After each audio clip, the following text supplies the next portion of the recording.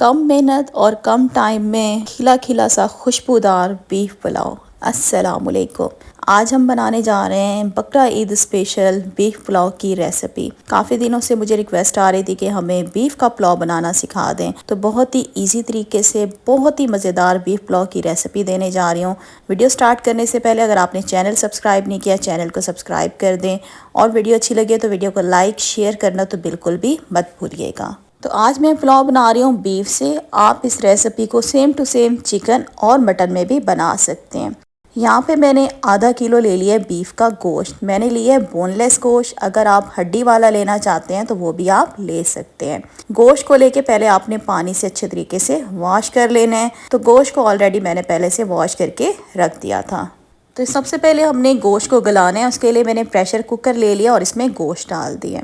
हल्दी इसमें जाएगी हाफ टी स्पून। अब इसमें 2 टेबल स्पून भर के डाल देंगे अदरक लहसुन का पेस्ट। मेरे पास ये चम्मच जो है ये बड़ा है, तकरीबन 2 टेबल स्पून जितना है। गोश्त को गलाने के लिए इसमें मैंने 1 लीटर पानी डाल दिया है। ज़्यादा पानी इसमें डाला है क्योंकि हमें यखनी भी चाहिए।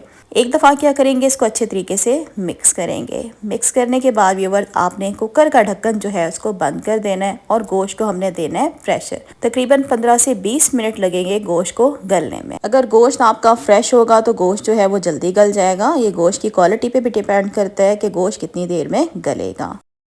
और यहाँ पे तकरीबन 20 मिनट के बाद हमने कुकर का ढक्कन खोल दिया है। गोश्त को हम चेक कर लेते हैं कि गोश्त हमारा गला है कि नहीं गला। यहाँ पे देखें गोश्त हमारा बेहतरीन तरीके से गल गया है। जितना अच्छा आपका गोश्त गला हुआ होगा उतना आपका पुलाव जो है वो जायकेदार बनेगा। इस बात का आपने ख्याल रखना है।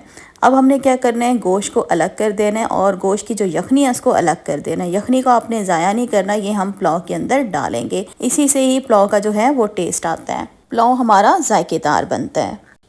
अब यहाँ पे मैंने बाउल ले लिया और इसके अंदर मैंने ऐड कर दिया आधा कप दही। दही को आपने एक दफ़ा अच्छे तरीके से विस्क कर लेना है ताकि दही की गुठलियाँ जो हैं वो ख़त्म हो जाएं।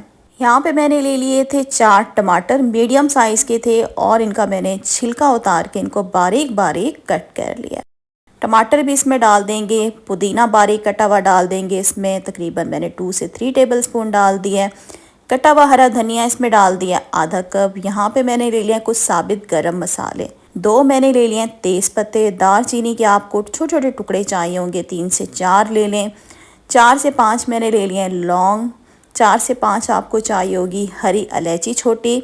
3 बड़ी काली इलायची ले लिए मैंने। साबित काली मिर्चें आपको चाहिए होंगी 10 से 15। सफ़ेद ज़ीरा मैंने ले लिया है 1 टीस्पून भर के। तो ये सारे गरम मसाले भी हम इसके अंदर डाल देंगे। अगर आपको पुलाव के अंदर साबित गरम मसाले नहीं पसंद तो आप इसी स्टेज पे क्या करेंगे, साबित गरम मसालों को आपने मिक्सी के जार में जो है इसको दरदरा सा पीस लेना है और इसको दही वाले मिक्सचर में डाल के आपने इसको मिक्स कर लेना है। और अब इसमें मैंने हल्दी डाल दिया 1/4 टीस्पून। कुटा हुआ सूखा धनिया मैं इसमें डालूंगी 1.5 टीस्पून। नमक मैं इसमें डालूंगी 2 टेबल स्पून क्योंकि मैंने 2 गिलास चावल लिए हैं, तकरीबन आधा किलो चावल हैं, तो हर गिलास के पीछे मैं 1 टेबल स्पून नमक डालती हूँ। और अब इसमें मैंने डाल दिया 1 टीस्पून लाल मिर्च का पाउडर। इसके बाद आपने क्या करना है, इन तमाम चीज़ों को अच्छे तरीके से मिक्स कर लेना है। वीडियो देखते देखते यहाँ तक पहुँच ही चुके हैं। अगर आपको मेरी मेहनत ज़रा सी भी अच्छी लग रही है तो मेरे चैनल को सब्सक्राइब कर दें और वीडियो को लाइक भी ज़रूर कीजिएगा। तो यहाँ पे देखें सारी चीज़ों को मिक्स कर दिए, इसको हम साइड पे रखते हैं। तो यहाँ पे मैंने एक बड़ा बर्तन रख दिया और इसके अंदर मैं ऑयल डाल रही हूँ। 2 पकाने वाले चम्मच हैं। 2 गिलास चावल हैं तो हर एक गिलास के पीछे मैं 1 पकाने वाला चम्मच ऑयल का डालती हूँ। ऑयल जैसे गर्म हो जाएगा तो इसमें हम प्याज डालेंगे। 3 बड़े साइज़ के प्याज से और उनको मैंने बारीक स्लाइसिस में कट कर लिया। प्याज़ों को हमने क्या करना है, गोल्डन ब्राउन कर लेना है। तो प्याज को हम कर लेते हैं गोल्डन ब्राउन। और यहाँ पे देखिए हमने प्याज़ों को गोल्डन ब्राउन कर लिया है। लगातार इसमें अगर आप चम्मच चलाएंगे प्याज़ों में तो तमाम प्याज़ों का कलर एक जैसा आएगा। अब इसमें हमने दही वाला पेस्ट जो बना के रखा था वो सारा हमने इसमें डाल दिया। एक दफ़ा क्या करेंगे, तमाम चीज़ों को अच्छे तरीके से मिक्स करेंगे। अब इसमें हम डाल देंगे गोश्त बीफ का। गोश्त डालने के बाद 2 से 3 मिनट इसको हम भून लेंगे ताकि मसालों का जायका जो है वो गोश्त के अंदर अच्छे तरीके से जज्ब हो जाए। तो गोश्त को हम 2 से 3 मिनट भून लेते हैं। 2 से 3 मिनट भूनने के बाद इसका ढक्कन बंद कर देंगे और इसको हमने क्या करना है, लो फ्लेम पे छोड़ देना है 10 मिनट के लिए। यहाँ पे हमने ले लिए हैं बासमती राइस, लॉन्ग ग्रेन वाले जो लंबे चावल होते हैं। तकरीबन ये मैंने ले लिए हैं आधा किलो या 2 गिलास। चावलों को अच्छे तरीके से साफ़ करने के बाद आपने इसको बहुत अच्छे तरीके से पानी से वॉश कर लेना है और तकरीबन 15 से 20 मिनट पहले मैंने इन चावलों को पानी में भिगो दिया था। यहाँ पे तकरीबन 10 मिनट के बाद हमने इसका ढक्कन खोल दिया है। दही और मसाले गोश्त अच्छे तरीके से भून गए। अब इसमें हमने डालनी है यखनी जो हमने रखी थी। यहाँ पे मैंने 2 गिलास चावल लिए हैं तो मैं इसमें 3 गिलास जो है वो पानी के डालूंगी। यखनी जो थी वो कम थी 3 गिलास से, इसलिए मैंने इसके अंदर थोड़ा सा पानी मिक्स कर दिया था। टोटल 3 गिलास मैंने इसमें पानी डाल दिया था। अब इसको एक दफ़ा अच्छे तरीके से मिक्स करेंगे और इसका हमने ढक्कन बंद कर देना है और पानी को बॉयल होने के लिए हम छोड़ देंगे। 5 मिनट हो चुके हैं, इसका ढक्कन खोलेंगे। आप देख सकते हैं पानी जो है बॉयल होना शुरू हो गया। एक दफ़ा आराम से इसमें हम चम्मच चलाएंगे। अब इसमें हम डाल देंगे चावल। चावलों का पानी जो है वो मैंने छान लिया है।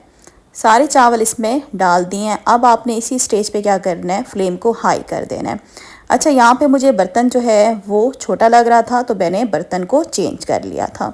तकरीबन 4 से 5 इसमें हरी मिर्चें डाल दी हैं। हरी मिर्चों के बीच में मैंने कट का निशान लगा दिया था छुरी से। एक दफ़ा इसमें आराम से चम्मच चलाएंगे और इसका आपने ढक्कन बंद करके हाई फ्लेम पे इसको छोड़ देना है। तब तक छोड़ेंगे जब तक पानी इसका खुश्क नहीं हो जाता। तो यहाँ पे हम चेक कर लेते हैं तो देखें पानी जो है इसमें बिल्कुल थोड़ा थोड़ा सा है। जब भी चावलों को दम लगाएं तो चावलों का पानी बिल्कुल खुश्क करके दम मत लगाया करें, हल्का हल्का पानी इसमें होना चाहिए। एक दफ़ा आराम से चम्मच चलाएंगे। अब हमने चावलों को दम देना है। दम देने के लिए मैंने चूल्हे पे तवा रख दिया है। जब भी चावलों को दम लगाएं तो तवा ऊपर लाजमी रखा करें। तवे के ऊपर मैंने पुलाव का पतीला रख दिया और इसका ढक्कन बंद करके हमने बिल्कुल लो फ्लेम पे 15 से 20 मिनट के लिए पुलाव को दम वाली आंच पे छोड़ देना है।